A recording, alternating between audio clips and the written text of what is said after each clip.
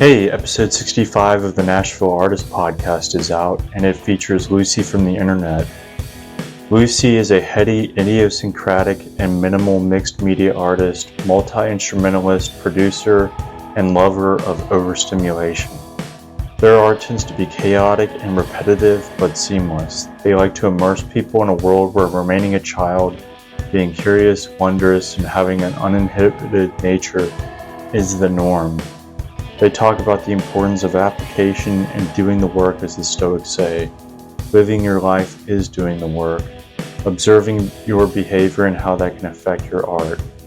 Part of their artistic process is writing about how they feel while the feeling is still there.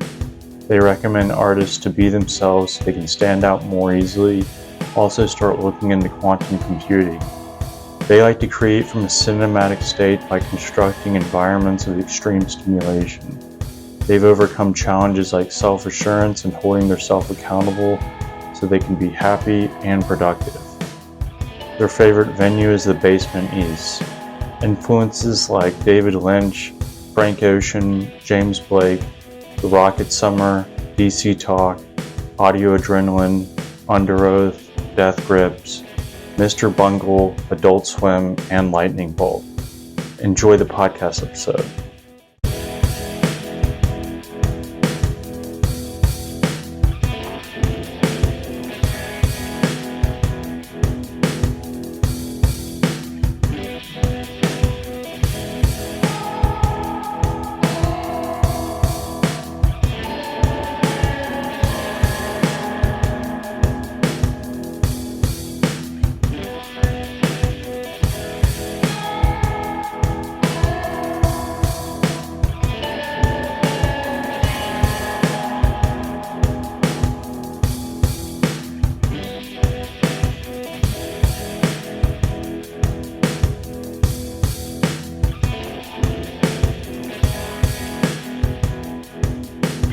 What were you up to earlier today?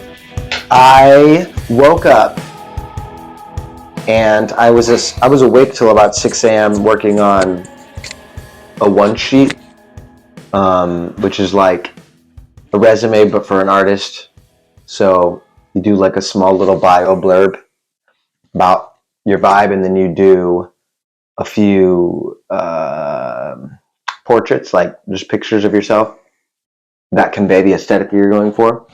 And then you do like a few videos, samples, so nothing like too crazy. I'm not trying to like prove anything to them. I'm trying to let them know this is me, this is the vibe. I don't put like my numbers in there or anything like that, because they're not even that crazy anyways. Numbers? Yeah, like in EPKs traditionally you put like, this is my top song numbers, this is the countries where I pop off the most, like stats and stuff. Oh, I see. And I could do that, but it's not worth it. Like my old projects, sure, they look really well. Like most of the songs have like millions of plays and stuff, but I don't really like that music anymore. And I much prefer to start fresh with this new project, because now before I was like, when I was just going by my dead name, Austin, it was just basically me making stuff based off of things that I was listening to and growing up with. And it was genuine to me, but I was really setting like a boundary for myself to not cross musically, because I was scared of being cringe or being too like weird and artsy, And at a certain point, I just like gave up on those weird expectations. The only expectation I have is, does this fulfill the vision? Does this align with my creative voice? And the less I even think about that, the more it does. Yeah. I just be. You can't not just be yourself. I think it's easier now because I've created a little bit of a way that I make art, I would say, and like a perspective I have of it that makes it a lot less pressure inducing or stress inducing. The only stress that I get from making art is the technology. Like my computer bums me out. My phone and tablet, like as great as they are, I use my tablet and my phone more now to make art than I do my computer. I use my computer mainly to make music, and that's about it. But videos and like digital edits and stuff like that, it's all on my phone and on my tablet. Yeah, what phone do you use? Just iPhone 13 or 14 or something. I forget which one it is. The Pro? Yeah. Nice. Yeah. Got the triple cameras. Yes, exactly. Boom! I love it. It sucks though because these cameras are really good, but they get really easily fogged up. Yeah, you gotta like always clean the lens. Exactly. It's freaking annoying. But I actually shot a couple shots in my bathtub last night. I used it for the pictures that I posted today, or one of them. I used it for the picture that I posted today, and it caused me a lot of problems because I don't know what happened, but I like inhaled water into my nose, which I've done before. I used to free dive, but I did it in this way where I jolted out of the water, and I could like feel like something just like coming out of me, and the whole night I had like the craziest headache and my ears weren't like popping, you know? And when I woke up, it felt like that ear infection feeling, you know, where it's just like really sensitive. So I think I like popped my ears wrong or something from trying to just get a really cool picture. And then I got the picture. I don't know if did you see it? I'll show you real quick. Let's get the vibe. That's it. Wow. So it's like there's two images of my face. I'm like, but it's hard to see, which is kind of the point. But I'm looking one way and looking the other, and then the eyeball, there's a bunch of eyeballs that I just put in there. Wow. Is it your eye? Yeah. It's from this one, actually.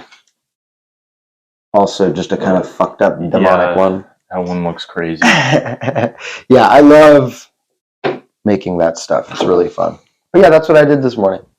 Okay, cool. Yeah. Now we'll get started. Let's do it. Hey everyone, welcome to the Nashville Artist. I'm Jordan, and today Lucy from the internet is here. Good morning. Hello. Hi there. Thank you for coming over and doing this. Of course. You know, it was I had to travel a long way to get here. Fuck. It was really hard. I almost missed my train. The hounds of hell were after you. I know. I had to fly over here. I had to levitate and hover over here. Just kidding. I live very close. We won't say exactly where, but very close. Very close. I can basically see my house from his house. It's wonderful. We live on a credible street. We do. I'm very thankful. I feel like it's a blessing. It is. You know, to be able to walk everywhere. Yeah. It's and to be hidden away in a old nook. Yeah, it really helps to have that contrast. It's like we live in such a peaceful kind of Airbnb-esque neighborhood. Yeah. And right down the street is everything you could possibly need. Yeah. Yeah, dude. Everything you could possibly need. It's a vibe. So, you're from Miami, right? Mm-hmm. Do you have any siblings? Mm-hmm. I have a brother who's a director, and he's really, really good. What's his name? Andy Ryan Flores. Flores is my last name, like flowers.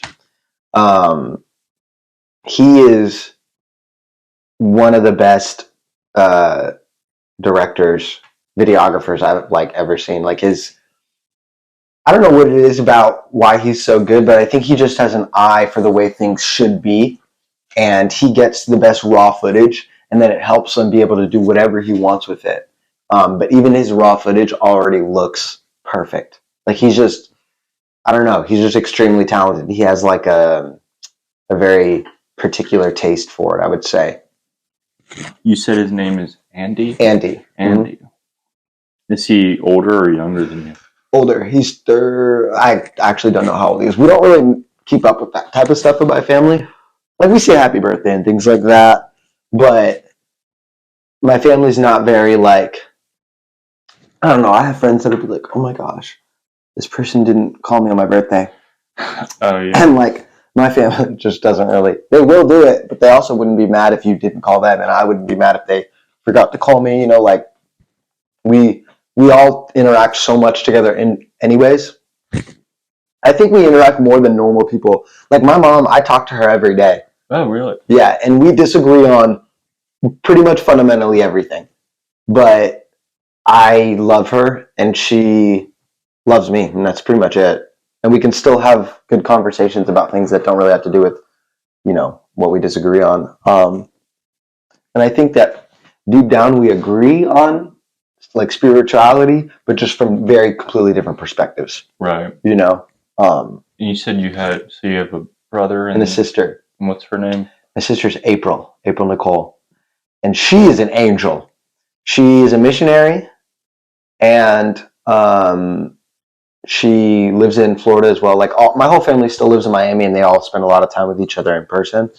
But my sister is like, she's one of the reasons why, like, I believe that there is something out there that's kind of a higher power. I don't necessarily look at it from like a religious perspective or some sort of deity, but definitely some sort of collective consciousness that connects people together. I have friends like that I meet where I'm like, oh yeah, like there is some sort of ley line of identities that cause people to cross paths. It's like my sister wouldn't even have to be my sister for me to love her as much as I love her. She could just be a random person, but if that random person had that personification of like pure light and love the way my sister does, I would love them just as much. And I have people in my life that are just like, wow, this person can do no wrong in my eyes. You know, I almost have like a different level of empathy for what they experience and go through. Yeah, she's fucking amazing. She won't like hearing me say that in those terms. Sorry. Are they? You're amazing. Are they artistic and into music as well? Yeah, but they don't really pursue it in the way that I do, which is totally reasonable. Like, I think that my family, for the most part, is a little bit more on the spectrum of like the right brain side of thinking, like a little bit more pragmatic. And but they all have like a dash of creativity. I would say more than a dash. They're all like, if you saw them, I think you've seen pictures of them like on my Instagram and stuff. They all like have their own style and stuff. Even my parents, you know. But all of them are definitely a little bit more like life capable than me or life competent. And then I'm a little bit more creatively directed. Like that's how my brain works, is through ideas and concepts and like problems and solutions, you know. Yeah. Ooh, let's give me a stack. That's cool. You said you're in. I remember one time you told me your mom knits. Mm-hmm. She crochets. Yeah, and my sister does too. My mom is really good at it. Like, you've seen that little hat I have with the horns? She didn't make that, but she could. Like, if she wanted to. She makes beanies, little gloves, and a bunch of scarves and blankets and stuff. Like, she's so good at it. And that's her creative thing. She also plays piano and is really good and sings like beautifully. My dad plays instruments as well. Oh, wow. And sings. He plays the drums, guitar, bass, like everything. But he doesn't really do it. His passion now, I think, or his hobby / passion is Ironmans. Those competitions, you know? It's like 126 miles. He's in really good shape. Yeah. He's like in better shape than me and my brother for sure. Well, I don't know. My brother's actually getting in pretty good shape now. He's been like running like 5 miles a day. He went from running like 1 mile to like 5 miles. And I told him, I was like, you got to run more than a mile. I was like, you can do it. I know it's hard because he has asthma. I was like, you're at an age where a 1 mile won't be enough. You're not going to burn enough calories. But we don't have to talk about that stuff. But you know what I'm saying? Yeah. I was like, if you're not going to go to the gym and running is going to be your exercise, you got to go hard with it, like the way my dad does. Because my dad doesn't like lift weights. You know, he just does like push-ups and that type of stuff. But then he does running, swimming, and biking. But like an addict. It's amazing. He's extremely devoted to it. I respect it. That's awesome. Yeah. Cool. So, what were you into as a little kid? Magic. I need to find these videos because I would do these shows where I'd come out of the hallway into the living room with this red jacket on. And I don't remember what I said, but I would do these like magic shows and the tricks were probably really bad. But I had a lot of magic books and things like that. But also music. Like I've been playing piano since I was probably 4 years old, I want to say, and singing. Something about a piano I just immediately was drawn to. I don't even remember seeing my dad do music when I was that young. I don't think I conceptualized it. I just knew that I wanted to play an instrument. And the piano when you're a kid, I have a theory about this that just came to me. I mean, I thought about it before, but I'm like recollecting it now. When you're a kid, the height that you're at, when you see piano, it's right at your eye level. Like you put your hands on it and you see exactly where your hands are. It's like a different type of connection, you know? Because I think every kid that starts to play piano, they play it standing up before they sit down on the bench and do it properly, which I think is why if you're a person like myself, and there's a lot of people like it, I'm not unique, but if you start that way, just dabbling it with yourself, and then they put you in a system where you have a teacher, and they're like, sit down, sit still, memorize this, look at this, don't look at your hands. You're just like, stop.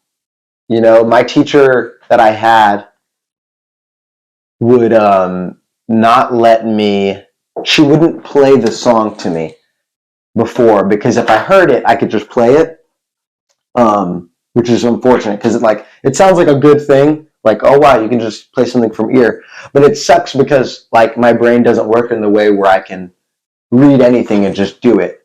But I was young enough at the time I could, so I would do that or practice that, you know, because that's what she wanted me to get good at and memorize, is reading music.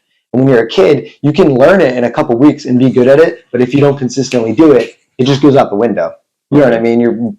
It wants to learn other things and absorb other things if that doesn't matter. By like college, I probably I guess I could still sight read in college, but more vocal stuff, like vocal melodies, because I was in jazz vocal in college. But yeah, by college, I basically couldn't sight read.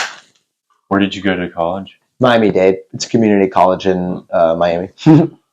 Nice. Which it actually is really cool, because it's kind of like a dream scenario for going back to school as an adult. I went as a college student, but people in my class, mind you, 15 people maybe, 30 the most. So very intimate setting. It's like you and the professor hanging out. The professor will be smoking cigarettes and shit. Like literally, with like the door cracked open and stuff.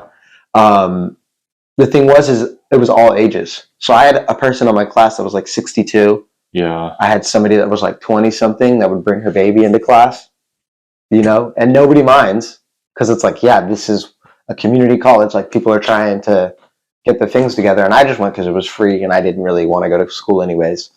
But it's a really, I think it's a great environment to learn in. I think it's better when there's less kids, or people rather. Definitely. You have more time with the teacher. Mm-hmm. You can ask your questions. Yeah, that's how you actually teach. If you need one-on-one help with the teacher, you can get that pretty much later. That's what's so important. I think about like I watch these MIT courses about stuff, and I love to learn, right? But the reality is it's much different. Even though those classes are big, the courses that I'm watching, even then being there in person with that teacher to be able to ask questions, to be able to write notes down and compare them with other students is so much different than me watching a YouTube video. Granted, a college course just like they're watching, but there's still one level more of separation where I'm not gonna learn quantum physics and quantum computing in the way that those kids are. Or let's say if that class was even smaller, then those kids would have even better of a chance at absorbing that knowledge, you know? Mm-hmm. Yeah, that's why I think self-help stuff, like a lot of it can be good ideas, but I think that people might benefit from understanding that there could be people in their life that they don't even know yet, or people that they do know that have those same concepts, that when they tell them to you, you might even absorb it even more because you're receiving it in an intimate kind of way. You know what I'm saying? They know how to address it to you. Yeah. For your particular situation. Even your parents compared to a friend. Like sometimes your parent might say something to you or said it to you 100 times, and you might think, I have a closer relationship with my parent. You might not in a certain phase of your life where there's that tension. So when a friend says it to you that you know you don't feel this pressure or judgment by, they give you the same advice, you might receive it better because you trust them more at that period in your life. You get a little bit older, I think, past 25 for me, the things that my parents tell me, I listen to. You know, I take it in the way that I would from like some cool person that I met when I was 19, and I'm like, whoa, you're right. You know, and my dad's like, I've been saying that for years, man. just be yourself. Your identity isn't in music. Your identity isn't in the things that you like or, the job that you have. It's like you as a person, like you, not even your name, just you, your soul. Not that I believe in souls, but, like that, your essence, your consciousness. Nice. Yeah. So, you were into like magic, Mm-hmm. piano. Did you, what else did you like? That was pretty much it. I did like to do, like, I played a lot of toys, like army toys, so I would set them Action up to do figures? wars. Yeah, like G.I. Joes, and then the little army guys. Oh, yeah, the plastic army guys? Yes, the green and tan ones. Oh, yeah, dude, I played the shit out of those. And I had Jeeps and stuff. Oh, yeah. Oh, man, play with them outside. Yeah. Oh, yeah. Lincoln Logs, Legos, Kinects, Bionicles. I really like things that you could take apart and create your own kind of thing with it, Even my G.I. Joes, I just would like draw on and like mix and match their clothes and stuff. I'm thinking about it now. It's pretty funny. All of the things that I liked were very like deconstructible and kind of like play your own way, Definitely. Weird. Dude, I had a shitload of G.I. Joes and fucking Legos. Mm-hmm. Building, my brother and I would build little cities. Yeah. Dude, those were a great time. That's awesome. Yeah, I love it. My brother was really into it too. And my sister. That's so funny. I used to cut up my socks when I was a little kid and then sew clothes for my G.I. Joe dolls. Oh, I love that. That's genius. I wouldn't have thought of that. And winter clothes. And I would definitely make or my grandma would help me make like Batman costumes. Oh, yeah. In retrospect, I wish I had pictures of those costumes because they look creepy. Because she's just like sewing little bat ears and like a bat mask, So her version, I think in retrospect, her version of what she was making me was her version of Batman, which is James Woods, right? No, it's Ed Adam Woods? Adam something, I think. I know I think he was like a senator or something. We have to find this out. He was a mayor. Who's a mayor? Mayor West. Adam West. Adam West. Yes, we got it. Yeah, Adam West. Yes. And he's in a Family Guy as well. Yeah. He's in Family Guy. I love him. I don't know anything about him, but he seems pretty funny. And I love the old Batman. But yeah, so I was running around looking like, 50s Batman or whatever that came out. Right. So bizarre. Whatever, yeah. So, when you were younger, what first, got you into art and music? Was it like? Probably my siblings, but I'm not really sure because my brother was much more into sports at the age that I was doing music. And maybe he was in choir or something, but I can't really remember. But in middle school, he started getting in the worship band and started getting into stuff. But I, from age 4, was in a show choir, and we'd travel and compete.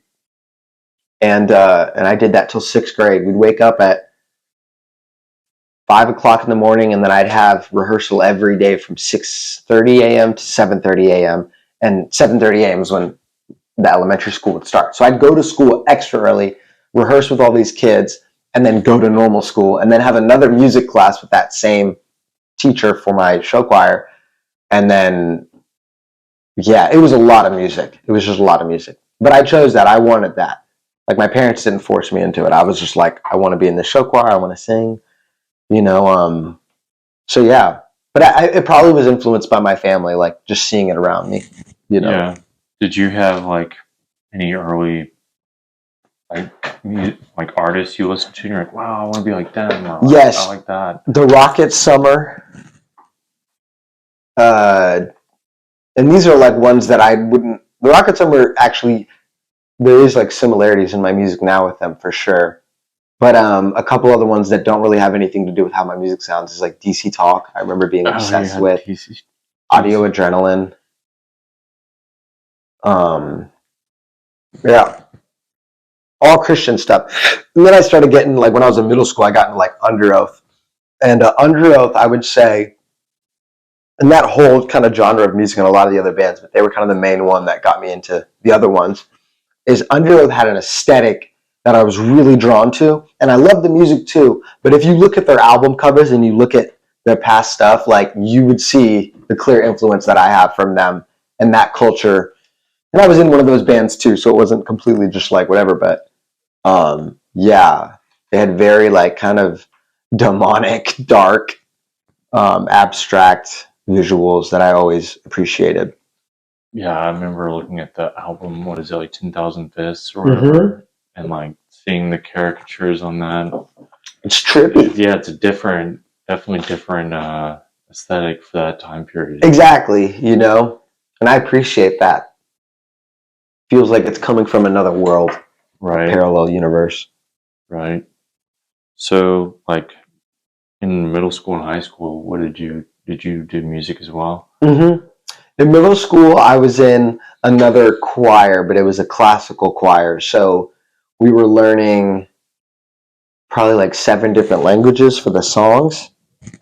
And some of them were like in Latin, Hebrew, German, Italian, Spanish, pretty much any beautiful language, to be honest.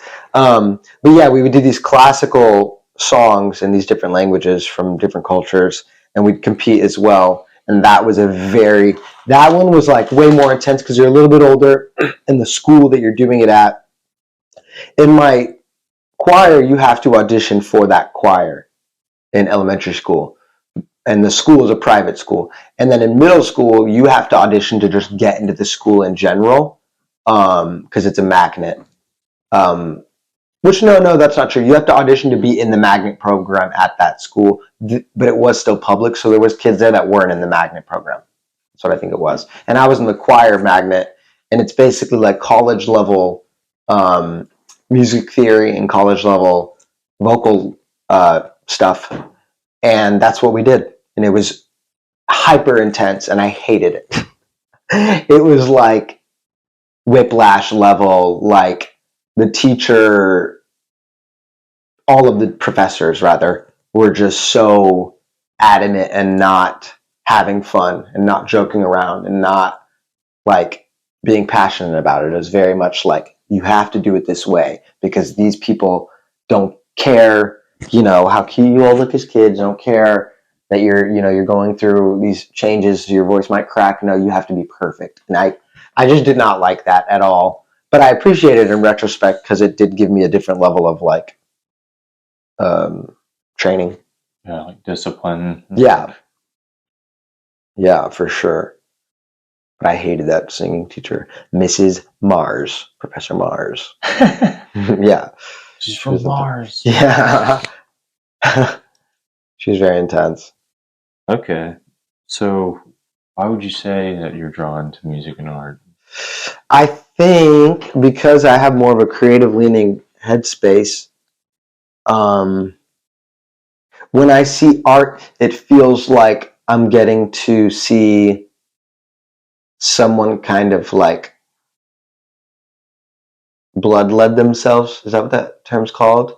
They used to do it like in the... Yeah, bloodletting. Yeah, it's like they thought it was like letting toxins out and stuff. And like, that's how I feel about art for me. And when I see it, that's how I feel. If I like it, it's like, oh, somebody literally just like cut themselves open and poured themselves out. And we're getting to see exactly what's inside,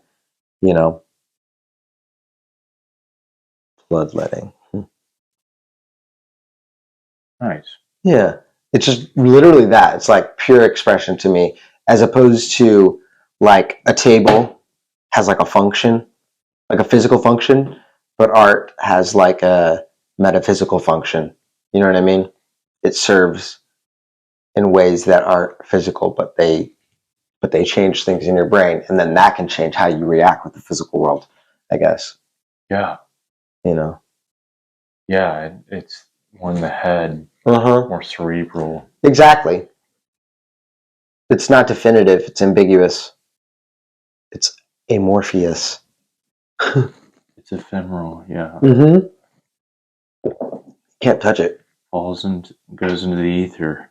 Yeah, it's crazy that something that is not even a physical thing, it just exists. We receive it is so impactful in like society and culture and in our own personal lives. You know, like music dictates my mood throughout the day. Like I'm listening to music or even just people talking, which is the same thing. It's sound, you know, throughout the entire day. I can't not have some sort of like audible stimulation or else I'll lose my mind. Yeah. You know? Yeah. It can create a mood in any room. You could have a blank room, but Exactly. each song could make it feel a different way. Oh yeah, or even a soundscape. Like I've got rain sounds on right now, and that completely gives me a nice like train of thought to be in. If that makes sense. Like sometimes I just do it in my house. I mean, I do every night to sleep. I do it from my Alexa Studio speaker thing. So it's like it's the one with bass. So it's just like my room is just filled with like thunder and rain. But sometimes I'll put it in the living room and just leave it on all day in the living room because it projects like through the entire house, and I leave it on like full blast, and it's like the most peaceful thing ever. Yeah. Everyone should try it. Dude, or even with headphones all day, you know. I need to do that. Yeah, I love ambient sound space. Like I follow a couple of YouTube channels, and some of them are just like the perfect, like stimulation, but also calmness that I'll practice my drum or pads to in the background, or just sit. Yeah, I think it contrasts to the way, like shelter that we experience now. This is a really like out there rant or whatever, but shelter that we experience now is so removed from probably the way shelter was before, where you'd still feel like you're in a living environment. And I think hearing sounds makes things feel alive, like you sense life.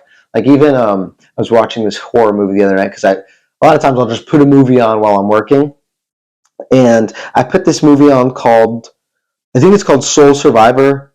Man, I forget, but it was about this person who got in this plane crash, and all of these demons are like from the plane crash are like ghosts that are now haunting her because she's the only one that survived. So she's like sensing regret.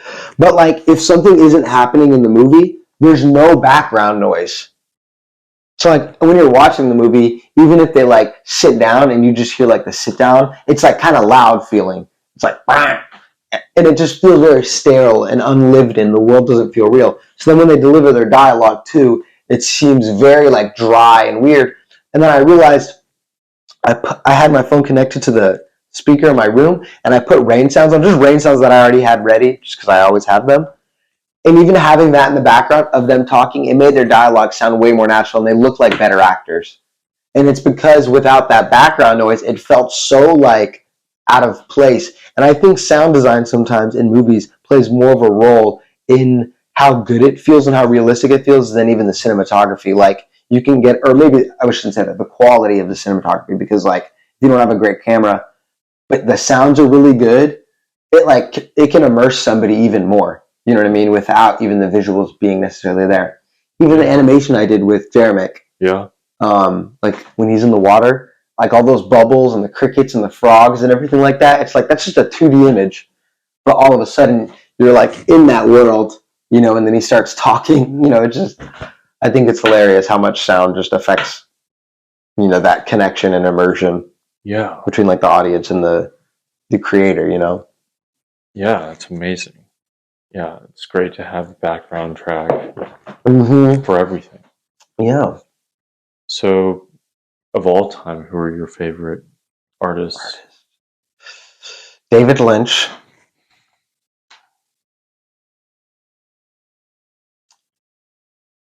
Frank Ocean. And I'm trying to think of somebody else that I really. Let me look at my Spotify and see like what I have like as like the most.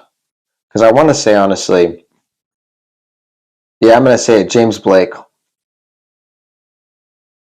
Yeah, because there's all of those artists, some of their stuff I'm not even like a huge fan of, right? But to me, it's like the consistency and how they evolve over time. Yeah. And also, when I say consistency, I mean like a consistent vision. Like everything feels like their voice. And there's a bunch of other artists that I like might even love the project more than any James Blake song or something like that. But they got one album that I like, and everything else doesn't feel like they're in that flow state that I align with. It doesn't mean that it's not good, and it probably works for a bunch of other people. It's music that's popular, but for me, it doesn't spark that little or itch, that I have. It doesn't scratch that itch that I have for music that I like hear, and I'm like, ooh, that's like the source, like this person is just like making something that they're not even in control of. It's just happening, like David Lynch. Like what he does is so abstract and trippy that it's like it's coming from him, but it's also coming from somewhere else, at least to me.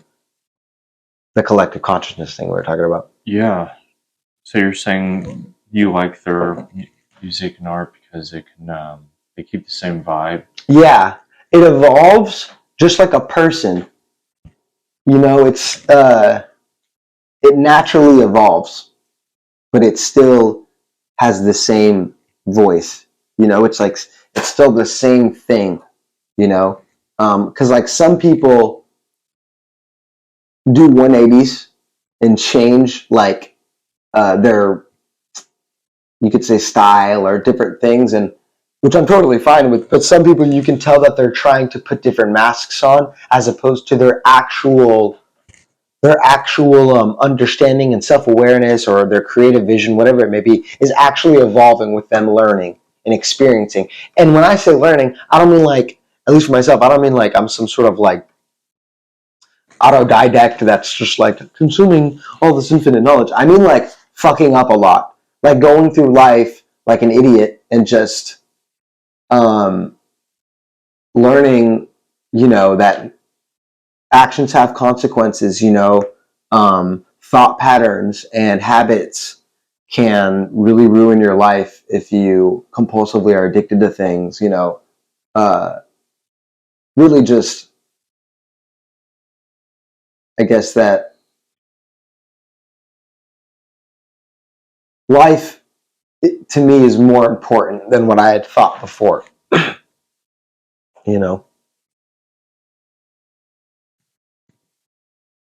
Okay, cool. Yeah. Now, how would you say you developed your artistic skills? Now, the way I look at art, when it comes to, like, you could say skill, I would say like technique, because I think the skill part of it has been just the years of practicing and doing stuff and doing, like actually just making things. But at this point now, it's really like about the technique for me. It's like, which way do I want to go about making things? And I think what I like to do now is it sounds cheesy and like kind of woo-woo-y or whatever, but I like to, when I go into making music or art, I like to remind myself like that we're like a faucet and we have to open, or art, creativity is like a faucet that you can like turn on and open up and let it kind of flow through you. And so I always remind myself of that and ask the universe to kind of let itself flow into me. Like not in some like spiritual way, just information, because all information already exists. Like all these different variables of reality and the way quantum computing can like see these different decisions, how they'd affect the future. Like those probabilities exist. We can't comprehend that, but it exists. And so I think when you open yourselves to it, your mind is more malleable. And when you start thinking of a concept randomly, you might be able to like draw a bunch of different tendrils out of that idea into other ideas. And then you have this big web of things to choose from. And then you piece that together like a sample, like you're seeing all these different elements of what you're thinking about. And then you put them into like a little story or a concept, or you just look at them and you say, why am I thinking about these 5 different ideas? Oh, because I'm feeling regret, or I'm feeling vengeful, or I'm feeling anxious about my immortality, or mortality rather. How can I cope with that? Okay, that's what I want to write about. Like if I'm feeling that way, I need to be writing about that, because if I am trying to write about some feeling that I'm not actually experiencing in that moment, that's just telling a lie. That's like acting, you know? Yeah, that's great. When you're feeling something, that's right about it. Yeah. Then if you try and go back, reflect on what you felt, it's not the same. And the reality is that if you're writing enough music, at a certain point, you're going to feel that other way that you might have wanted to do a song for that vibe, but you weren't feeling that way. But you're going to feel that way another day. I promise you. And just let that happen. Like, let the probability happen. That's why when I pick sounds and I make music, I like to feel like if I was painting something, right, and I wanted to have a color scheme, I wouldn't have like 1,000 fucking colors on a palette where I'm like so confused, like of this infinite amount of choices. It's like, how do I feel? Let me lean into that. So it's like if I feel a certain way and I need like a Rhodes bass of a sound for like a keyboard sound, it's like I'm gonna lean into that and I'm gonna find the Rhodes that I like and I'm gonna start writing. I'm not gonna like overthink this, because if I keep writing enough, I'll find that other sound that I could have found that day. I'll find it another day. I'll find that melody another day. Right now, I'm interested in this melody that chose to just come into my brain right now. You know, go with it. You know, I think when people do that, they end up getting better music because they're not overthinking it. Depends on the person for sure. Maybe I think there's some people that like really like to go into the science of like how a melody makes sense and why it should be this and that. But for me, I don't care. I want to like capture whatever's happening in my brain right there, because I don't think I'll get it back. You know, like we were watching earlier. Yeah, David Lynch. Mm-hmm. If you forget an idea, if you forget an idea, you'll want to kill yourself. You'll want to kill yourself the next morning. So I write it down. Yeah. He always looks so concerned. So I write it down. Yeah. You don't want to kill yourself. So, how did your self-titled record, Lucy from the Internet, come about? I think I was in a point in my life where I was going through a big internal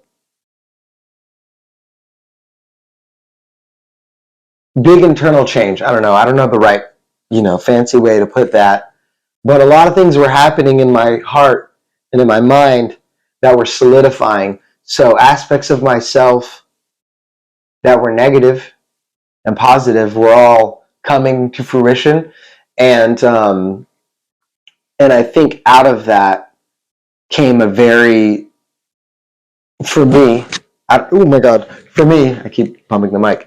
Out of that came something that was more potent, I would say, like substantive. Like I feel like I was very happy with those songs because it was freely coming. Like the information was just coming out because I felt so strongly at the time. I was just so emotional and anxious about what was happening in my life. I had just gotten out of a really bad relationship, and then I got into another relationship that was great person and great times, but just very chaotic.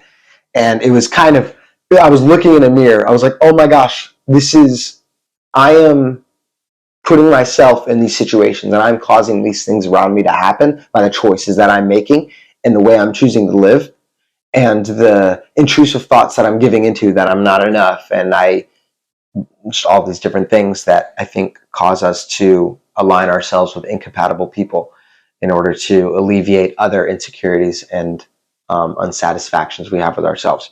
And after that time, when I put that album out, it was like a ritual, which is how I view music for me. I'm trying to combine kind of like this esoteric religious background I have with technology and like the metaverse, not Mark Zuckerberg's, but the literal like online reality that we're creating. But yeah, when I did it, it felt like this ritual. It felt like this cleansing thing, where of like my psyche and myself.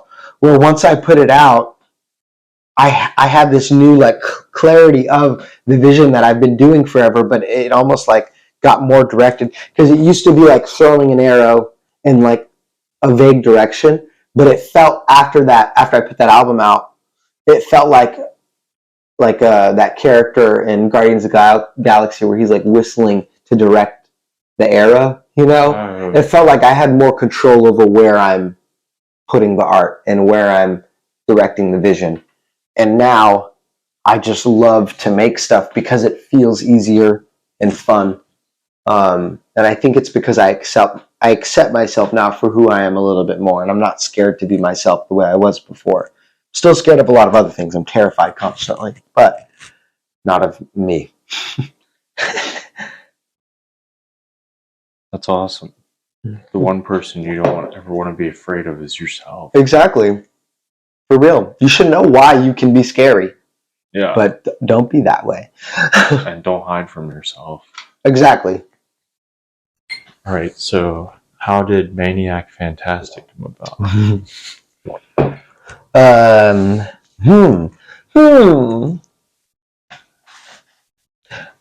I was in Miami and I wanted to do a web series thing.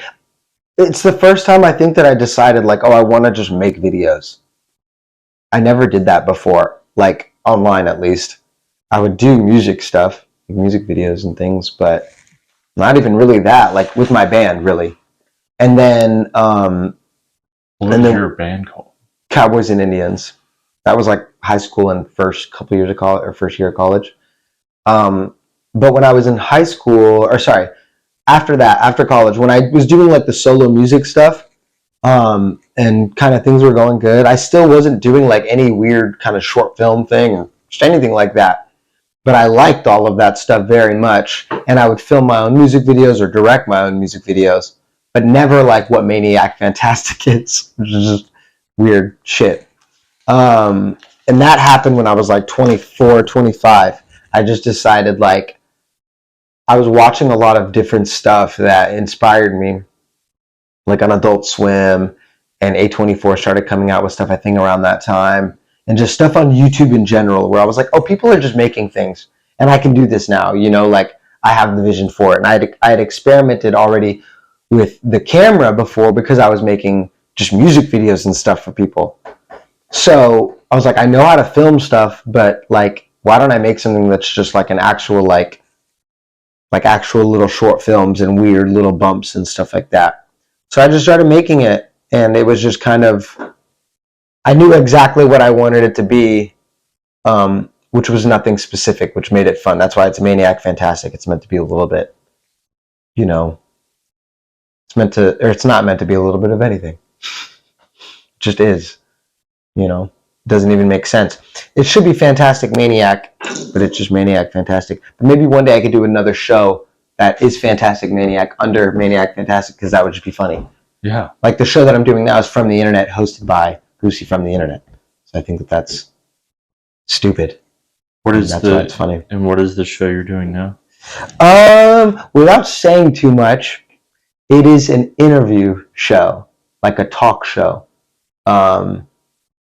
But there is other things that are happening in the it's going to be a surprise. I'll put it that way. It's going to be a surprise. Nice. Do you know when that will come out? Not totally sure. We're filming the first episode December 4th. One of the parts about it that I'm nervous about is that the people that they're getting as guests, I've never met. It's like a specific thing we need, because they can't know how I am as a person. Because of, like on the Instagram and the Maniac Fantastic stuff, like the way I've personified is just like it's definitely me, but it's like a different version of myself. It's kind of like how I am when I'm alone and I'm having kind of like a very like internal dialogue with myself that I speak vocally, because I talk out loud when I'm at home, just to make sure that I have a more consistent train of thought. And so that's kind of how I'm talking in the content that I make. And so with the interviews, talking to somebody I know like that, they would just start laughing, because they're like, what are you doing? You know what I mean? Like, why are you being this way when this is how I normally am? But for the show, it's going to be a little bit leaning into that. Not totally. It'll get to that point, but it's going to be a little bit more off kilter, I would say. So I'm excited about it. So, from what I understand, you don't want them to know how you really are because you want them to think that this is how you normally are. Exactly. Yeah. Just for the sake of them not laughing, because the show, I'm more interested in making them uncomfortable. Yeah, is what it is. You know, like who is this figure that they're interacting with? Yeah, exactly. But like we have a lot of stuff planned. There's like I'm writing an entire like codex and like index, I would say, or what's the right word? Yeah, like a thesaurus of an entire different world that exist for all of the content that I'm making, and this is like a part of one of the facets of it. I'm speaking vague about it because I'm not supposed to say anything about it yet, but eventually it'll be out there and it'll be really fun and people can kind of go down a rabbit hole because it's all still going to be hidden, but you can find it, you know, these different websites and Instagram pages that have like this lore that's connected to the show. Like words that will be used. Yeah, like little flashing images that have like a website on it. Like I'm working on a website right now that I can't say the name of. No, I can say it's Bloom Corp, which Bloom is the drinks in Maniac Fantastic, or from the internet when we did the trivia thing. The bottles would be covered with, it says Bloom, and then in Blossom, the short film that you're in, the ad is for Bloom.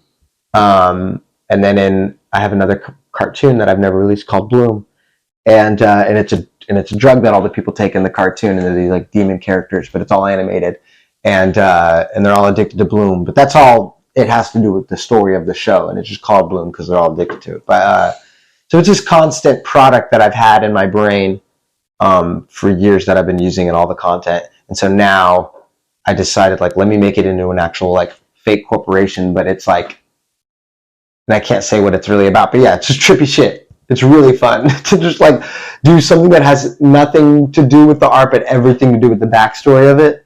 Because like not a lot of people will see it compared to how they see the videos and stuff. People have to find this, and I think when people look for it, it'll make it that much more special and fun. Because then only like the real people will know. That's true. You know? And if they reach out to you after having done their research, yes, you'll be able to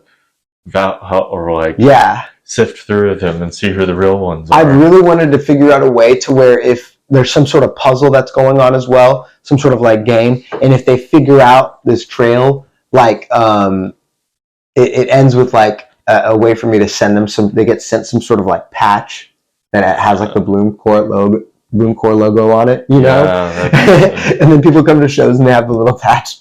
I mean, that's just like a fantastical dream, but it would just be fun for something to grow in that way. It's like another layer to the content, you know, to the art. Okay, cool. Yeah. So what would you say inspires your creativity? I would say psychology rather, and psychosis. But yeah, I have a lot of, without getting too personal about it, just like I have a lot of psychological things I deal with, and movies that are very intrusive or internal, I'm really attracted to because I like seeing how what happens inside manifests in a person, and when an actor can personify that well, it feels very relatable, and I feel like drawn to it and immersed in it. I feel like I know them, you know. And with my art, I think that it's not for everyone, but I think that people that like it sense that inner conflict that I experience constantly, you know, which a lot of it has to do with dealing with my past and how I was raised, and trying to separate the parts of it that I know I'm very blessed to experience and it be a part of my personality and my value system and things like that. But then part of it, I think equally unintentionally, negates a lot of that positive stuff or can sabotage those things. And as I've gotten older, and not even older, just created more, I think is what's helped the most. When I'm able to personify those things in art, I can judge myself a little bit more correctly, or perceive myself in a way where I can grow, because I'm like, okay, I'm seeing this as a mirror in a conceptual way that I understand more once it's in art. So I'm looking at my own stuff and saying, okay, like I see how you're viewing this in this negative light or from this skewed perspective. Now I can look at it from a more open perspective and choose to make better decisions based off of that knowledge. You know, I don't mean necessarily good decisions, but just better decisions considering what I want. Like you like to see another character go through some internal dilemma and then how they get through it. Yeah, it's like, you know, they say there's the id, right? So that there's like you, but then there's like that other part of your consciousness. When you film yourself doing something or when you create something, you're watching that part of yourself in a way. It's like looking at yourself in one of those mirrors that is a reverse mirror, so you're actually seeing the way people see you. Because when you look in a mirror, it's flipping it. People don't see you in that way. You know what I'm saying? But there's mirrors that work in this way where you actually see yourself the same direction people see you, and people like feel like all weird types of ways when they're looking at themselves in the mirror. They like start to cry and stuff because they like see they're actually interacting with themselves like a real person rather than the way we just see ourselves in the mirror. It's bizarre. Wow. It's really weird. It's like taking a picture of yourself and you're like, wow, it's weird. Like my face is on the other side. Yeah. Cheek is on the other side. Exactly. And when you do it in a video and you're seeing how your body moves and you're seeing how you actually talk compared to how you hear yourself, which is why now I have recorded my voice so much for like the little animation, the stupid short films and the weird music I do and singing and recording and stuff, that I struggle with the way my voice sounds because I don't like it, or I used to not like it. Now I just accept it. But I hear myself the way I know I sound. Like a lot of people will put headphones on and start talking, or they'll watch a video back and they're like, I sound like that. And you do that enough and you stop hearing yourself the way you wanted to hear yourself. You just know, oh, this is how I'm going to sound. Right. It's bizarre. It's bizarre, but I've just accepted it. I have kind of just like I just sound like a nerd. And it's okay. Yeah. I guess some people consciously could change their voice, but that would be weird. I do, for like those videos and stuff. Yeah. Hi, hello there. I try to just be a little bit more gentle. And romantic. Gentle. Like ASMR voice. Yeah. But like nobody just talks like that. Right. I talk from a pure state of this is what's happening. This is coming out. Right. I have like a up and down. It's like the content of the delivery. Yeah, which just happens naturally with for me, it has to again to do with pulsation, up and down, ripples. When things are happening naturally, you can't control. That went, and it went like this, and then it faded out. You know what I mean? And I feel like when somebody's like talking, just like ranting, it's like ups and downs, just like and then and it's kind of beautiful how that idea of pulsation just exists in every aspect of our life. Of something being alive and that making you feel more connected to it. Like somebody's explaining, like when somebody knocks on the door, they don't do this. Because you might hear that and you'd be like, oh, that's just like something fell in the house. Random, yeah. They do this. Yeah. In a consistent, not, something random. They might do a rhythm. And then that conveys kind of an emotion with their knock. And it's just a fucking sound. It's just a repeating pulsation. But that reminds us that someone's alive out there. Right. It's fucking bizarre. I love this stuff. Sorry. Knocking at the door. Yeah, and we're now in a generation where it's like, who the I stand at the door and knock. Who the hell is that? Yeah. Because it's like, not many people, you would get a phone call, text, whatever, before some Like now it's like an intrusion because it's like random person at the door. Exactly. Is it Amazon? No, UPS? Mm-hmm. Like, who is that? Yeah. And they knock hard, UPS. And you know what I do now? They knock really, really hard. So I run to the door and I open it really quick and they go, whoa! And I'm like, you scare me, dude. Because they'll be like, you scare me. I'm like, no, you scare me. You knocked on my door way too hard when you could have just left this package out here. I know. Like a normal human. But instead you had to, jolt me out of my sleep. Slam on the door. Yeah. So I just whipped that door open.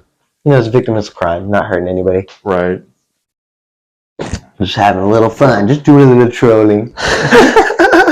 Seeing how, keeping them on edge. Yeah, exactly. Give him something to talk about. Like exactly. He's going to tell somebody later. Yeah, and he was in a dress. Yeah. Yeah, it scared me. So, what would you say your strengths and weaknesses as an artist are? Oh, I would say my strengths are always having the ability to put something down. Like I can just go. I think my weakness is caring too much about what other people think, which I've worked on a lot more now, but yeah.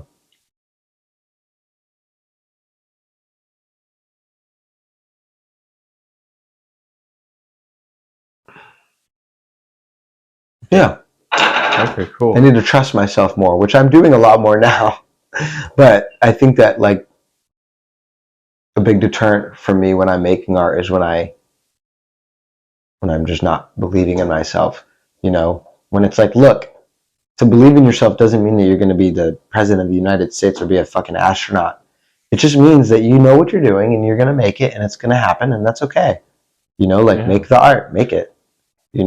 Not for some sort of end goal or some sort of like physical satisfaction. It's like literally is to get it out of your head and then get the next thing out of your head and get the next thing out of your head. Do the work. It's like in meditation and in Stoicism, they talk about doing the work, when it's like, in my opinion, doing the work isn't always just reading the books. It's just living your life. That's doing the work. Right.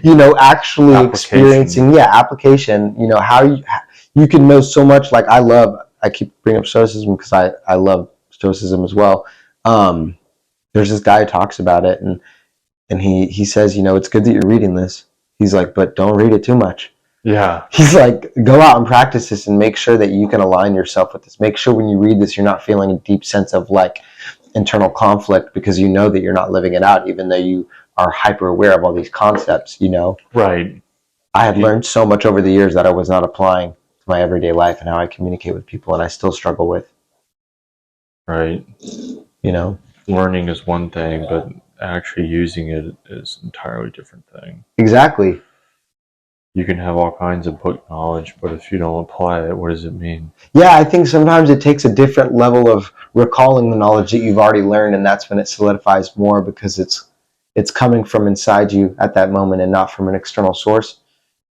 Just like I said earlier, because sometimes you don't have somebody to give advice. So sometimes you do have to have realizations on your own. You have to kind of bring yourself to this enlightenment. I think it happens from you experiencing things from other people and then these thoughts and ideas that you had before or advice that you'd gotten from somebody else. It starts to make more sense to you now and it starts to become relevant in how you're reacting to the situation. And that's when you just have to trust yourself and be open to the fact of like, oh, wow, I was wrong.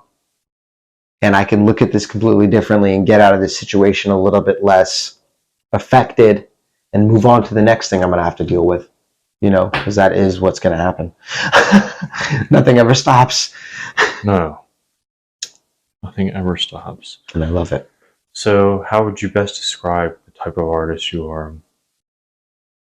Heady, idiosyncratic, and minimal.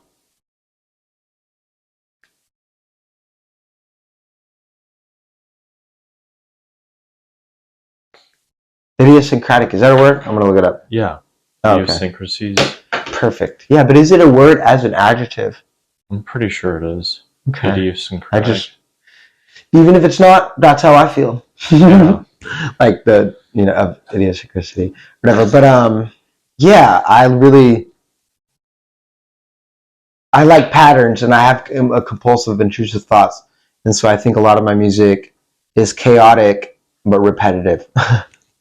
So it's like abstract at one point, and then it's repetitive at other points. I think that is how I like to make things. Even in videos, I might like repeat the same line over and over, in the middle of a sentence that's perfectly normal and changing, but that's just the way my brain works. It's very sporadic. Patterns. Yeah. Yeah. So how long have you been in Nashville now? 5 years. And what initially brought you here? Peace. I wanted to find something more peaceful than Miami. Now I rage though, so it didn't work. I go out way too much. I don't, but I think I go out way too much for myself. You know what I mean? Like, I prefer to go out like once a month and go hard, but instead I go out like 3 or 4 times a week. What is you said you came in here looking for peace? What do you mean? Without getting too crazy, it's just I loved Miami, and I'm very appreciative that I got to grow up there. I don't think I deserved it. I think it's insane that humans get to live there without trying. And I mean that in the sense like I was just born and then my parents moved there. You know what I mean? I didn't have anything to do with being able to live there until I was a little bit older and I had to like provide for myself. But it was just very chaotic. Once you're in your 20s there and you have access to all these things around you, and in Miami you pretty much have access to anything. Even if you're not making that much money, everything is around you, just like drugs and other things. And a lot of alcohol, like a lot of bars, like the club culture is really real there.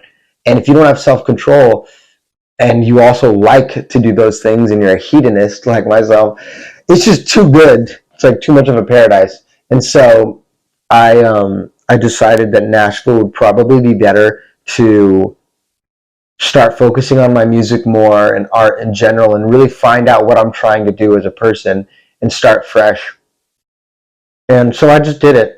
And it was a long time coming, but now I enjoy living here. And I have found a peace, Yeah. and it's peaceful. Have you been in the same house since you moved here? Mm-hmm. Wow. That's part of the peace, consistency. The consistency. Yeah, dude. I have a lot of memories there, You've really grown. Yeah, exactly. House. I really have. Went through a lot of changes, so, and I love it. I love that house so much. Yeah. It's probably why I haven't gone crazy yet. Yeah. Wow. I've lived in this house 4 years. So like a year before. Yeah, I remember there were people living here before you guys and they were having bonfires all the time in the back. And like they would leave the garage open, so I'd always see the light coming out from the garage, but then a bonfire as well, and people just like getting drunk and shit. It was funny. Yeah. Wild. The history of this street, you could tell. Mm-hmm. Okay. What would you say is something you've learned living here? Let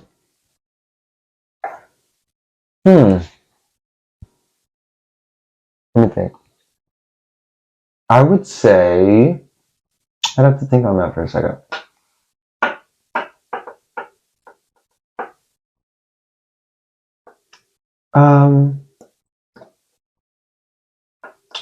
I guess I've learned that sometimes, and my parents used to tell me this too in a different way, but I see that a lot of artists and business people and people that don't even do art, in Nashville, it seems like there's this need to figure out the way something is presented before the thing exists. It's like trying to manifest an outcome without any of the actual pieces being set in place first. So then the way something's portrayed conflicts with what's actually the product or the individual. And I think that has confused me for a while, but of why that was such a thing. But I think that's what it is. I think it's this need to kind of be personified in a certain way that's in contrast to how you actually are as a person. There's like so many people that I know of, let's say that personify them in a way, not necessarily in a fictional way, or like, for example, I think there's a difference between putting on an actual like personification where people can tell like this person isn't real, like this isn't how this person actually is, versus someone trying to appear genuine when they're not. That bothers me. And it's okay if it doesn't bother other people. And it's okay that people do it. But for me, it irks me because it feels like an uncanny valley type thing. Like, let me just try and think of like a phrase that I've heard. Hey guys, so Coca-Cola sent me this bottle, and with this bottle, you get to write a song about Coca-Cola, and then they turn it into a song for you with AI. Like, let's, I'm gonna choose this for this song, and like, it's like the trend is almost like talking like a fourth grade teacher, like talking like a Blues Clues person, to promote the music or to promote your art. And I just think it's very weird because it feels like everyone is almost openly being like, hey, like elementary school kids and middle school kids and high school kids, I'm hip and I'm cool. Check out this Coca-Cola bottle and you can win a free guitar, you know? And there's nothing wrong with these people getting their bags, right? Like, I get that. I'm saying for me, it's like the opposite of art. It's something else. Right. It's something completely different. Like, you know, advertising and marketing. Yeah, exactly. It's entertainment combined with advertising and marketing. All the bullshit, like, kind of artists from the 80s. Yeah. Talking Diet Coke. Yeah, and this is what I'll say. Diet Coke. It really bothers me when people that do those types of things also want to be perceived as like these artists. And it's like, you've done this for so long that now when I hear what you're making, that's like should be like this creative like expression of yourself, just sounds kind of like a caricature of something else. And I firmly believe that. I don't mean to be an asshole, and I don't think the art is objectively good or bad. It can still be good, but for me personally, in my taste, like if something sounds like something else and not as good, I'm gonna keep listening to the thing that kind of felt more natural and real, rather than the thing that just kind of sounds like a clone, you know. And some clones I might even like more. Who knows? I don't know. Or let's say it's like there's a difference between a clone and then there's a difference between that and like a spawn of something else. Like you hear a band and it's like, whoa, like I hear influences in this, but this has become something totally new. You know, I really appreciate that. And then there's the other end of the spectrum where it's like, I've never heard anything like this before. And that's like my favorite, you know. Like Death Grips, I think was somebody like that for me, where I was like, this is so bizarre. I mean, I could hear influences in it, but it's just so strange. Or Lightning Bolt. Yeah, Lightning Bolt. That is so... That's wild. Yeah, Mr. Bungle, you know, like stuff like that. Just that is like the stuff that gets me like, whoa, it gets me really excited about art, you know. Yeah. Mike Patton is a trip. Mike Patton is insane. I love him. I love the video on YouTube of him at like some music festival and Wolf Mother's playing Mother, and he's like, who is this? Like, what year are we in? Like, this, he's like, Wolf Mother, you suck. Yeah, I've seen him do interviews where he's just eating a sandwich the whole time. Oh, yeah. And they're like asking his musical influences.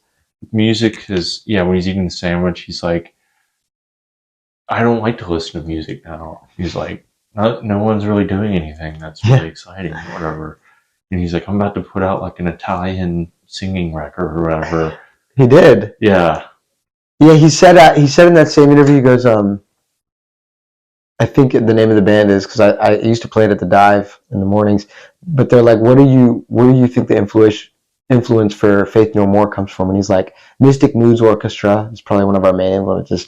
And she's like, oh cool, but if you look up that band, it's like an actual orchestra that makes albums with just rain in the background. So there's rain always happening, and then it's just beautiful orchestral music, no vocals or singing or anything like that. And there's one vocal part, and they go ah, in like one song for like 2 seconds, and that's all you hear, like a choir for like 2 seconds. Right. And it's just bizarre because he's like giving this influence that has nothing to do with their sound. I don't know. He's the ultimate troll. I love him. But then it does have a lot to do with their sound. Oh yeah, for sure. I love it. Yeah, he's like, he's like on MTV Live or whatever, and they're like, are you excited to see Madonna? And he's like, yeah. Starts freaking out. Yeah, he's like, it's hilarious. He's great. He is the ultimate troll. Okay, so where do you have a favorite venue here in Nashville to play or to go to? I really like the Basement East, to be honest. Yeah, I think they do it right. The sound is amazing there. The stage is amazing. And they've got that little outdoor patio. The only thing they need to add is a little coverage so people can smoke in the rain in peace. Yeah, I love that venue so much. It's beautiful. I've seen only a few acts there, but every time I go, it feels clean and safe. And there's multiple bars, so you don't have to worry about standing in a crazy line to get a drink. You can get drunk as quickly as possible. It's important. It's important to me. I'll tell you that much. Especially when I go out, I like to have just a little bit of a attenuation to the vibe. You know, I don't drink at home though. It's not good. Yeah, drinking by yourself. Yeah, I get really angry. Yeah, like I'm like yelling at the commercials. Like I'm just like, what is this? Like I saw this commercial. It's like, you're a carpenter, and you're a teacher, and sometimes a mailman, and sometimes you're a dasher. It's like talking about how people have all these hustles, and it's like people don't want to be doing that, man. Like he's trying to make it sound like sick, and it's like, bro, people shouldn't have to be working 3 jobs, dude. Like something is wrong. I found out today that in LA, 60% of the homeless population works full-time jobs. Wow. It's just so expensive compared to how much you can make. And there's only so many amount of jobs, so they're getting the jobs, but there's only so many amount of jobs that you can get with varying levels of income, to where it's like even the homeless people there are working. It's not working for them. You know, it's crazy. Not that I don't love America, but shit, man. You know, so when I see these commercials trying to like romanticize it, I'm like, I get what you're doing. You're trying to be like encouraging, but like, it's just ironic. They're spending like $30,000 to make this fucking commercial. You know, spend that somewhere else. Don't make a commercial about the plight and patronize everyone going through this bullshit while you're these voice actors living in LA, you know, living in Venice Beach, recording, you know, audio from your fucking house, never leaving your house. Sorry. Hollywood is bizarre to me. It is. Like, I think the strikes are good for like the underlings, but like for the people in Hollywood, it's like, stop. Well, not necessarily. Like the actors, it's good for too. They understand that they have to stand up for other people that aren't making the money that they deserve, and the actors and the writers and stuff. But I think it affects way more, you know, like subcultures of art communities that are doing big things that aren't necessarily in the limelight, because there's so much content that people ingest. Even on YouTube, there's so much companies that are making these things in YouTube that probably aren't getting paid the right way, editors and things like that. And I think that should be looked at, you know, because I know that some creators definitely don't pay their editors. And I'm talking about people that have the money to do so, the resources to do so, but it's just not regulated as well as SAG and all these things for Hollywood, you know, level stuff, you know, which I do support those strikes and things like that. Not that it matters what I think, but just ironic to me, I guess you could say. No.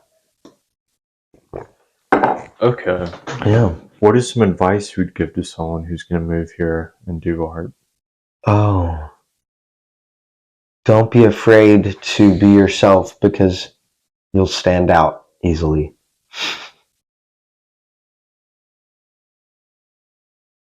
Yeah. Yeah, it's a lesson you learn pretty quick here. Yeah. Because if you don't,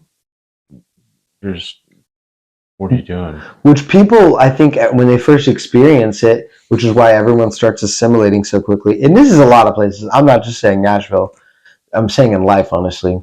But people will come into a new environment and then immediately get beaten down by the fact that they're not the same. So they assimilate because they look at that as a bad thing when they should be looking at it as a good thing because they stand out. If that's what you want, which I think artists want that. Yeah. You know, they want to be identifiable and recognizable. And it's really easy to be unique. You just have to be yourself. That's it. And trust me, when people actually are the way that they are, you know, they all start becoming a lot more beautiful and unique and identifiable and memorable in your heart. You know what I mean? And different variations for that for everyone. I don't think I'm that way, or I don't think I'm a lot of those things for a lot of people. But I do know that at least visually and artistically, I put in a lot of thought into not putting a lot of thought. You know, it took me a long time to just accept how I am, and that once I do that, then people actually start to notice and at least connect more, because that's what I want. I want to like connect with people's brains and immerse them in the like vibe that I like to put on the Instagram and the videos and the music and stuff, you know, like that's my goal with the art, is to just immerse people in my version of the world. Not that they have to, but like it's fun to do that. It's fun to bring people in, like hey, come on, like come down here, you know, like the hole in like the tree in Nightmare Before Christmas. You know, the little Christmas door opens up and they go through. Like the narration goes through, and then Santa. That's how the little kids go through. They come out in the forest and then they go through the door, and that's how Jack finds it too. He finds it in the forest, those portals of those trees, which, if you think about it, is so esoteric and like trippy. It almost makes me want to make a video just like that, like a tree with a door in it. And you open it and you just fall through the tree. That'd be awesome. Sorry for the random idea. Not my idea, but a good one. Oh, that's good. Yeah, portals. Sorry, I know my answers end in a completely different space than That's what okay. the original question was. However you answer them is Cool. how you answer them. I mean, Hell yeah. you're an artist, so for me to tell you what Thank you. you should and shouldn't say or do is I appreciate that. not really my place. You know what I mean? Yeah. Okay, so reflecting back on when you first started, Mm-hmm. what is one of your biggest challenges that you've had to overcome as an artist? How did you get through it? Honestly, kind of what I said before with the weakness thing. It's just not trusting in myself. And I think a lot of that had to do with setting boundaries and disciplining myself in certain ways, in order to actually align with what I truly felt inside, like my core values. I had like things that I believed in, but I wasn't really living them out, and I was kind of contradicting myself and being a complete hypocrite. And sometimes I still am. I mean, I'm a human, but that was my biggest, I think, what was holding me back from getting things done. Because I think that people that aren't, at least some people, a cause of not being happy is actually not holding yourself accountable for things. It's not that you're some sort of victim. You can be a victim. You know, you can be the victim of certain things, but ultimately, like a lot of decisions we make, once you start understanding why you're making the decision, you can't really go back. You don't really have much of an excuse to not keep moving forward, is what I believe. It's kind of like eating like the fruit of knowledge. Mm-hmm. It's like, oh, I can see what I did there. I should stop doing that. Now that I know I should stop doing that because I know the effects of that action or reaction or whatever it may be, every time I do it after that, it hurts a little bit more. And then you reach a point where you're like, I can't do this anymore. Or I do it a lot less, rather, you know. Yeah, and I think it's a grinding away process. And for some people, man, they might experience something so minuscule, and that's enough for them to change. For me, I kind of need to be literally hit by a car. for things to like solidify in my brain, or just a lot of times over time for me to really recognize it, because I do think there's a lot of reasons for that. But because I know that, I realize that it's more, it's like my choice whether or not I'm going to live in this bad, unhealthy, toxic way of thinking, which is affecting every asset of my life, or I can water myself and make sure that the core part of me is nurtured for, so that the other things benefit from that. And I see fruits from that all the time now as a person. And then I see the bad things that happen in my life now, I see where that comes from as well, as like little things that I'm not catering to as much as in myself, you know? So I think it's really important to be in touch with every aspect of yourself, the good and bad, so that you can grow accordingly to that and make changes. I've learned you can change your actions, but that'll only change so much. You can change your habits, but that'll only change so much. Yeah. But once you change yourself, all those others will change. Yeah, which is the actions that are happening inside. Yeah, exactly. It's the way your brain is interacting with itself. It's like, how are you treating yourself? Because if you're treating yourself bad, you're going to treat other people bad. Like straight up. You know, it's they go hand in hand. Right. Okay. What would you say is your biggest personal growth from last year to this year?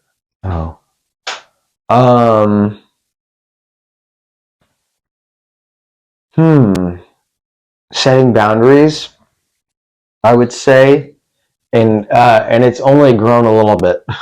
I still have problems with it, and I still extend myself in areas or to people that I shouldn't, out of whatever it may be. But yeah, no, I think I've gotten better at saying no to things for the sake of my own mental health. Yeah, really just that. Yeah, setting boundaries and learning, really like learning to listen to myself more.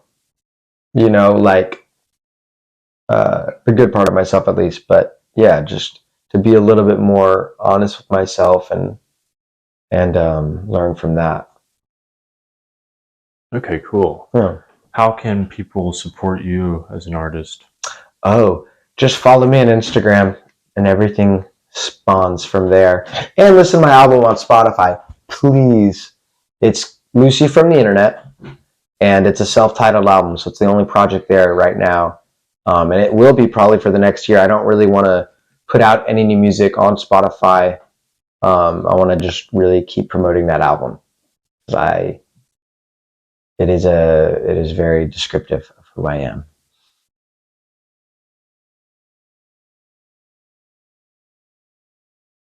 Okay.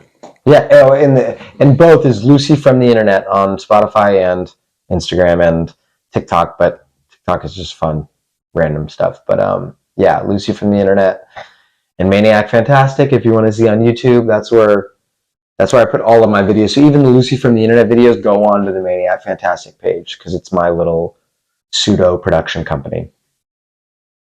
Okay, cool. Mm-hmm.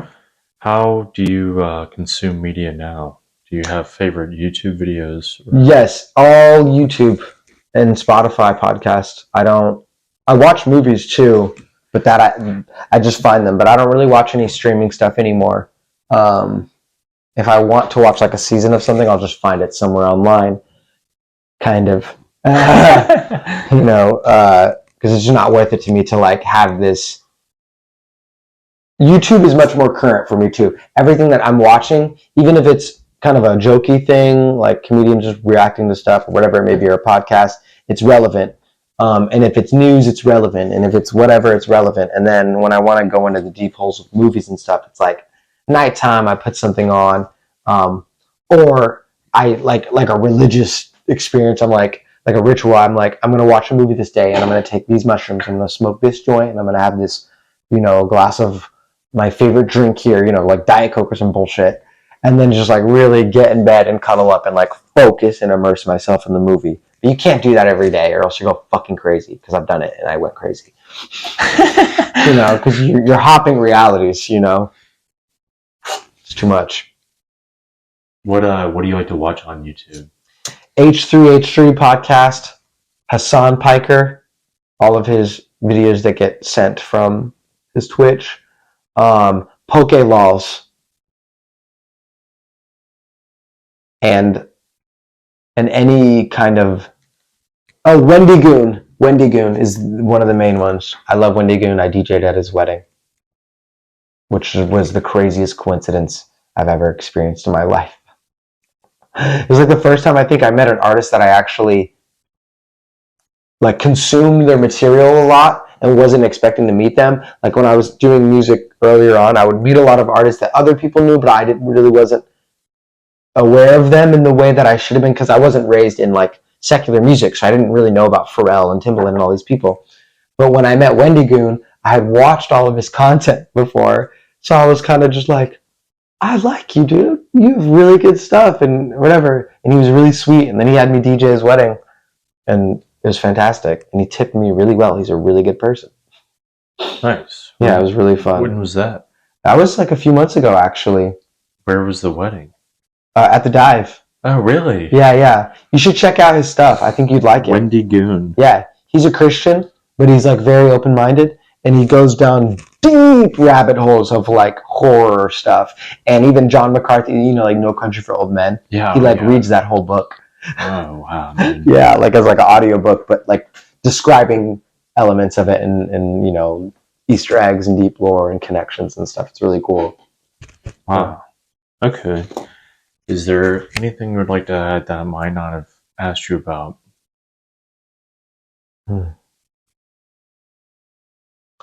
Oh, I advise people to start looking into quantum computing and learn about quantum computing. I think it's going to change the world. Yeah. Okay, cool. Hell yeah. Here's the last question. Mm-hmm. What is something absurd you'll ever do? Some stuff I can't say.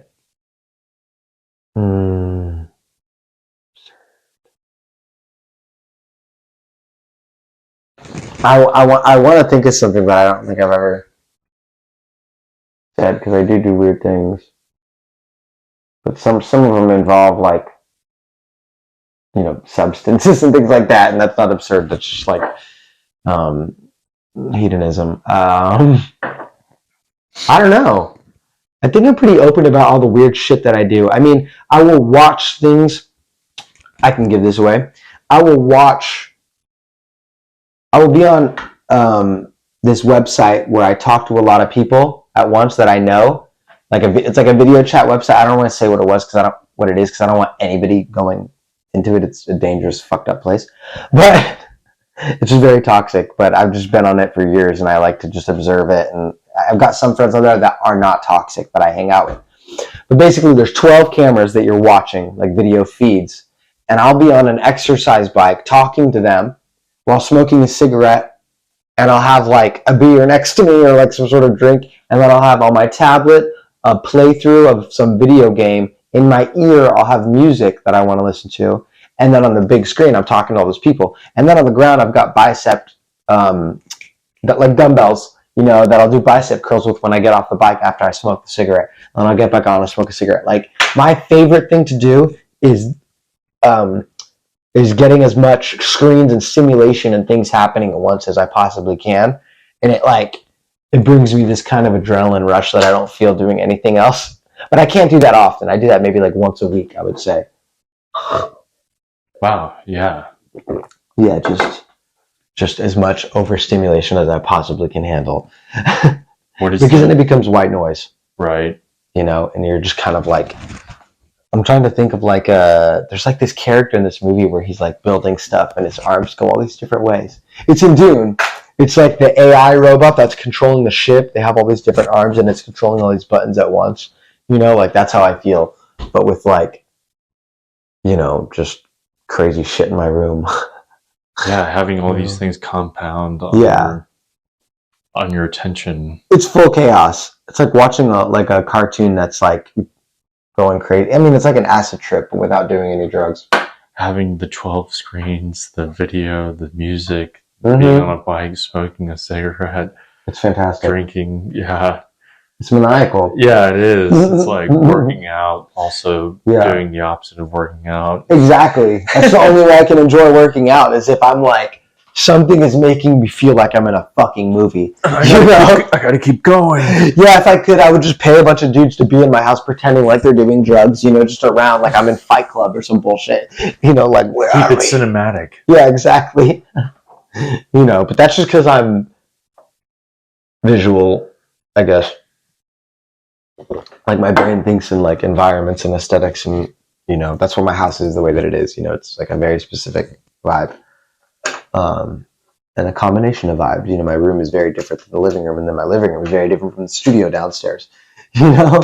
Yeah, you gotta have your little zones. Yeah, and then the bathrooms are like bathrooms that our moms would like set up for us. You know, with like containers that you put hand soap in rather than using the plastic hand soap container. I just love containers for some reason. Like little genie bottles. Yeah, you never know what's gonna pop out of it. Exactly. Is it shampoo or is it conditioner? I'll find out soon. I like to confuse myself. Yeah. Make it a journey. Like, wait, this one's whiskey. Why is there whiskey in the shower? It's like you never know when you'll need it. Yeah. Okay, Yeah. people. Thank you for coming over and doing this. Thank you, man. I got a long drive home. Flight, rather. Gotta fly. Yeah. Teleport. Teleport. Yes, exactly. But good talking to you too. It was a long time coming. We've been talking about this for a while, since even you before. Well, yeah. Before we started the So podcast. everyone knows you made the music to the intro Yes. and outro. Oh yeah. So you'll hear that. Yeah. That's so funny. I forgot. Yeah. Amazing. That's why I tag you in every one of them. No, I remember when you tagged me, but just in this moment, I like forgot. Oh yeah, there's going to be my song in the beginning and at the end of it. Yeah. Fuck yes. Comes Fucking full vibes, circle, dude. Fucking vibes. Well, I'll see you at the next Freemason meeting. Yeah.